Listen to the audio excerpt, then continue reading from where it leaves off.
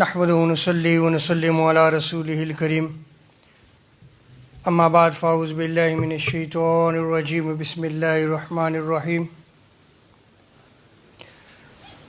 قال اللہ تبارک و تعالی فی القرآن المجید فصل لربک وانحر صدق اللہ مولانا العظیم مولانا صلی وسلم دائما ابدا علی حبیبک خیر خلق کلہم۔ اللہ تبارک و تعالیٰ کا بے پایان لطف و کرم اور احسان عظیم ہے کہ جس نے ہمیں اس جماعت المبارک کی عظیم اور بابرکت محفل میں اکٹھے ہونے کی توفیق عطا فرمائی، اور سب سے بڑھ کر یہ کہ ہمیں دولت ایمان سے بہرامند فرمایا۔ ماہ ذی الحجہ ہے اور اس میں مسلمان سنت ابراہیمی کو زندہ رکھتے ہوئے جن دوست و احباب پر جو ہے وہ قربانی واجب ہوتی ہے وہ اس عبادت کو جو ہے وہ پورا کرتے ہیں۔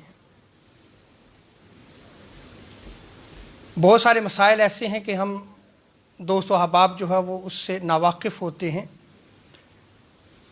اور ہمیں جو ہے وہ شریعت اسلامیہ کے ان احکام کو جو ہے وہ سیکھنا چاہیے۔ انہی سوالات میں سے ایک سوال یہ ہے کہ کیا قربانی کرنے والا ایام ذی الحجہ میں اپنے بال اور ناخن کٹوا سکتا ہے یا کہ نہیں؟ یہ سوال ہے، اور اس سوال کی تھوڑی سی جو ہے وہ تفصیل جو ہے وہ میں بیان کروں گا۔ اگر آپ کی توجہ ہوگی تو انشاءاللہ تبارک و تعالی یہ مسئلہ آپ کا فار ایور جو وہ حل ہو جائے گا، کیونکہ ہمارے بعض نوجوان جو ینگسٹرز ہیں وہ کنفیوز ہوتے ہیں اور پھر وہ سوال کرتے ہیں، اور جب تک جو ہے وہ اس سوال کو کمپلیٹلی بیان نہ کیا جائے تو پھر جو ہے وہ کنفیوژن باقی رہتی ہے۔ امام مسلم نے ایک چیپٹر نیم قائم کیا ہے، اور اس باب کا جو نام رکھا ہے وہ ہے قربانی کرنے والے کے لیے قربانی کرنے سے پہلے بال اور ناخن کٹوانے کی ممانعت، یعنی یہ منع ہے۔ یہ امام مسلم نے چیپٹر نیم قائم کیا ہے۔ اس کے تحت وہ حدیث مبارکہ جو ہے وہ نقل کرتے ہیں کہ حضرت سعید بن مسیب نے حضرت ام سلمہ رضی اللہ تعالی عنہا سے، انہوں نے تاجدار کائنات صلی اللہ تعالی وسلم سے روایت کو نقل کیا ہے کہ حضور سید عالم صلی اللہ تعالی وسلم نے ارشاد فرمایا، جو شخص ذی الحجہ کا چاند دیکھ لے اور وہ قربانی کا ارادہ رکھتا ہو، وہ اپنے بال اور ناخن جو ہے وہ نہ کاٹے، نہ بال کٹوائے اور نہ ہی جو ہے وہ اپنے ناخن جو ہے وہ ترشوائے، جب تک وہ شخص قربانی سے فارغ نہ ہو جائے۔ میں عربی عبارت نہیں پڑھ رہا، یہ اس کی ٹرانسلیشن ہے اس چیپٹر نیم کی بھی اور اس حدیث مبارکہ کی بھی۔ اب کنفیوژن کہاں پہ پیدا ہوتی ہے کہ جب ہم صحیح مسلم کو، ظاہری بات ہے ہم ٹرانسلیشن پہ پڑھیں گے، ہم نے پڑھ لیا، چیپٹر نیم سے بھی بالکل واضح ہو گیا کہ منع ہے، حدیث مبارکہ کے الفاظ بھی آگے کہ یہ منع ہے،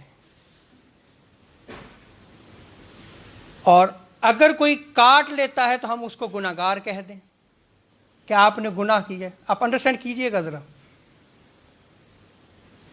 یہاں یہ چیز جو ہے وہ آپ جب کنفیوز ہو گئے،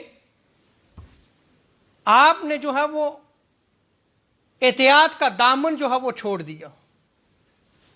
یہ یاد رکھ لیں کہ جب شریعت اسلامیہ کا کوئی بھی مسئلہ ڈسکس ہوتا ہے تو یہ ایک پرسرات ہوتی ہے، اس میں بڑی احتیاط ہوتی ہے، احتیاط سے جو ہے اس مسئلے کو بیان کرنا چاہیے تاکہ کوئی کنفیوژن بھی پیدا نہ ہو اور اسلام کا حسن بھی قائم رہے۔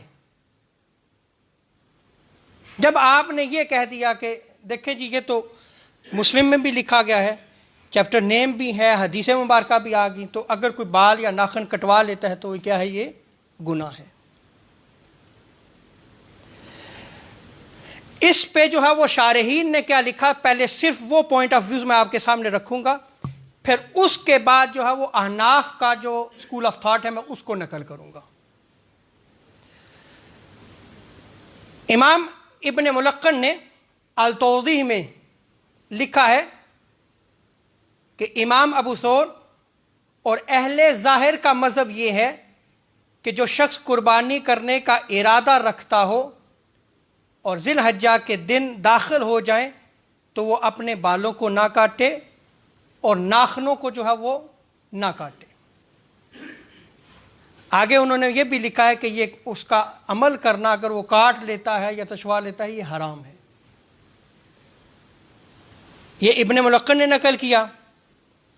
امام نووی نے شرح صحیح مسلم میں لکھا ہے کہ امام احمد بن حنبل، امام اسحاق کا بھی یہی جو ہے وہ نقطہ نگاہ اور مذہب ہے کہ ان کے ہاں بھی ایام ذی الحجہ داخل ہو جائیں تو پھر آپ ناخن بھی نہیں کاٹ سکتے اور پھر آپ نے بال بھی نہیں کٹوا سکتے. ان کا بھی یہی مذہب ہے. جبکہ بعض اصحاب شافعی کا بھی یہی مذہب ہے کہ ان کے ہاں بھی جو ہے وہ آپ بالوں کو نہیں کاٹ سکتے، ممانعت ہے. جبکہ امام شافعی اور ان کے اصحاب نے بال اور ناخن کاٹنا مکروہ تنزیہی قرار دیا ہے. یہ خود امام نووی الشافعی شرح صحیح مسلم میں لکھتے ہیں. تو آپ نے دیکھا کہ بعض علماء نے جو ہے وہ اس کو کاٹنے کو ممنوع قرار دیا اور بعض نے جو ہے وہ اس کو کیا قرار دیا کہ یہ مکروہ تنزیہی ہے. اتنی آپ بات سمجھ گئے آپ؟ اب یہ یاد رکھ لیں کہ جو احناف کا اسکول آف تھاٹ ہے یہ بڑا محتاط ہے. ان دونوں، یعنی میں ابھی روایت نقل کروں گا، آپ دیکھیے گا کہ احناف کے مسلک میں دونوں احادیث پہ عمل ہوگا. جیسا کہ امام طحاوی نے شرح معالم الآثار میں جو ہے وہ نقل کیا ہے کہ بال اور ناخن یہ کاٹنا جو ہے گناہ نہیں ہے. وہ شخص جو قربانی دینا چاہتا ہے اور ذی الحجہ کے دن جو ہے وہ داخل ہو جائیں، کیا ہے؟ گناہ نہیں ہے. البتہ اگر قربانی کرنے والا شخص استحباب کے طور پر مستحب جانتے ہوئے کہ مجھے جو ہے وہ اس سے ثواب حاصل ہوگا، ثواب میسر ہوگا، وہ نہ بال کٹواتا ہے اور نہ ہی ناخن تراشاتا ہے، نہیں کاٹتا وہ ان کو، تو وہ ثواب کا حقدار ہوگا. کس کا حقدار ہوگا؟ اس سے ثواب میسر ہوگا. اور یہ قول جو ہے وہ امام ابو حنیفہ، امام ابو یوسف اور امام محمد کا ہے. تو آپ یہ دیکھیں کہ انہوں نے کیا کہا ہے کہ ہم اس کو جو ہے اگر کاٹ لیتا ہے تو گناہ نہیں کہیں گے، اور اگر جو ہے وہ نہیں کٹواتا بطور استحباب مستحب جانتے ہوئے مجھے ثواب ملے گا تو اس کو کیا ملے گا؟ ثواب ملے گا. اب یہاں پہ آپ کہہ سکتے ہیں کہ جی آپ کی دلیل کیا ہے؟ تو سنیں، امام بخاری علیہ رحمہ نے باقاعدہ جو چیپٹر نیم بخاری میں جو ہے وہ قائم کیا ہے، اس کا نام ہے جب کوئی شخص اپنی ہدی کہتے ہیں قربانی کا جانور کو حرم میں ذبح کرنے کے لیے بھیجے، اس پر کوئی چیز جو ہے وہ حرام نہیں ہوگی، اس پر کوئی چیز حرام نہیں ہوگی. یہ چیپٹر نیم قائم کیا ہے انہوں نے. اس کے تحت وہ حدیث مبارکہ لے کے آئے ہیں امام بخاری علیہ رحمہ. حضرت عائشہ صدیقہ رضی اللہ تعالی عنہا بیان فرماتی ہیں کہ تاجدار کائنات صلی اللہ تعالی علیہ وسلم اپنی جو ہے وہ ہدی یعنی قربانی کا جانور حرم جو ہے وہ بھیجا کرتے تھے، تو میں اس قربانی کے جانور ہدی کے ہار جو ہے وہ بنتی تھی۔ آقا علیہ السلام جب اپنی ہدی کو روانہ فرماتے تھے تو ہار پہنا کے جو ہے اس کو پھر روانہ کرتے تھے۔ تو سیدہ عائشہ ام المومنین کیا فرماتی ہیں کہ میں اس ہار کو جو وہ کیا کرتی تھی، بنتی تھی۔ اور آپ صلی اللہ تعالی وسلم پھر اپنی ہدی یعنی وہ قربانی کا جانور حرم میں جو ہے وہ آپ روانہ کر دیتے، اور آپ اپنے گھر میں بغیر احرام کے رہتے، احرام نہیں باندھتے تھے ذریعے پر، آپ گھر میں آپ نے صرف جو ہے وہ اپنی ہدی روانہ کر دی، قربانی کا جانور روانہ کر دیا۔ اور جن چیزوں سے پرہیز کرنا ہے ان میں سے کسی چیز سے بھی پرہیز نہیں کرتے تھے، یہاں تک کہ لوگ اپنا فریضہ حج قربانی وغیرہ سب کچھ کر کے واپس لوٹ آتے۔ یعنی آقا علیہ السلام پر جو چیزیں اللہ تبارک و تعالیٰ نے حلال کی تھی ان میں سے کوئی چیز آپ صلی اللہ تعالی وسلم جو ہے وہ اپنے اوپر جو ہے وہ حرام نہیں کرتے تھے، یہاں تک کہ آپ کی ہدی، آپ کی قربانی کے جانور کی قربانی ہو جاتی۔ یہ ہے دوسری حدیث مبارکہ کہ آپ صلی اللہ تعالی وسلم جو ہے وہ جو چیزیں جو ہے اللہ تبارک و تعالیٰ نے حرام نہیں قرار دی تو آپ ان پر جو ہے وہ عمل کرتے تھے، جیسے بال جو ہے وہ کٹوانا ہے، ناخن تراشانا ہے، آپ ناخن کاٹتے ہیں۔ تو دیکھیں کہ دو احادیث ہیں، ایک میں نے مسلم کی روایت کی ہے اور دوسری کس چیز کی؟ بخاری شریف کی۔ تو احناف کے مسلک میں پھر سن لیں کہ یہ کلیئر ہونا چاہیے آپ کو کہ اگر کوئی جو ہے وہ کاٹ لیتا ہے تو گناہ نہیں ہے، اور اگر جو ہے وہ بطور استحباب جو ہے وہ نہیں کاٹتا تو اللہ تبارک و تعالیٰ کے ہاں جو ہے وہ ثواب پائے گا۔ تو دونوں احادیث پہ عمل ہو جاتا ہے، دونوں احادیث پہ عمل ہو جاتا ہے۔ اسی لیے ملا علی قاری حنفی نے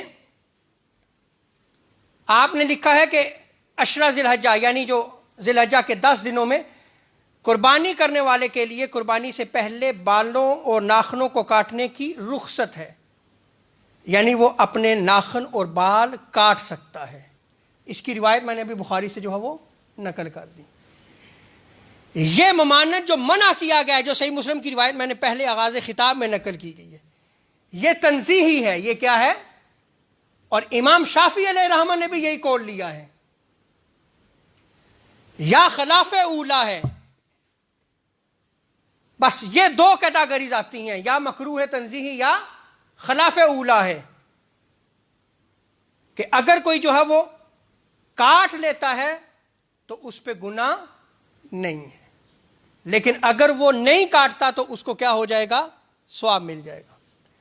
اور امام احمد رضا بریلوی علیہ رحمہ نے فتاوی رضویہ میں ان سے بھی سوال کیا گیا تو انہوں نے بھی یہی بے عین ہی جواب دیا، بلکہ انہوں نے آگے دلیل کے طور پہ عقلی دلیل بھی جو ہے وہ نقل کی کہ اگر کسی شخص پر ناخن جو ہے وہ کاٹنے جو ہے وہ لازم ہو جاتے ہیں کہ اس حد سے زائد جو ہے وہ نہیں گزر کر سکتا، نہ بال جو ہے وہ اس پر کاٹنے لازم ہو جاتے ہیں، تو وہ ریموو کرے گا اپنے بالوں کو، پھر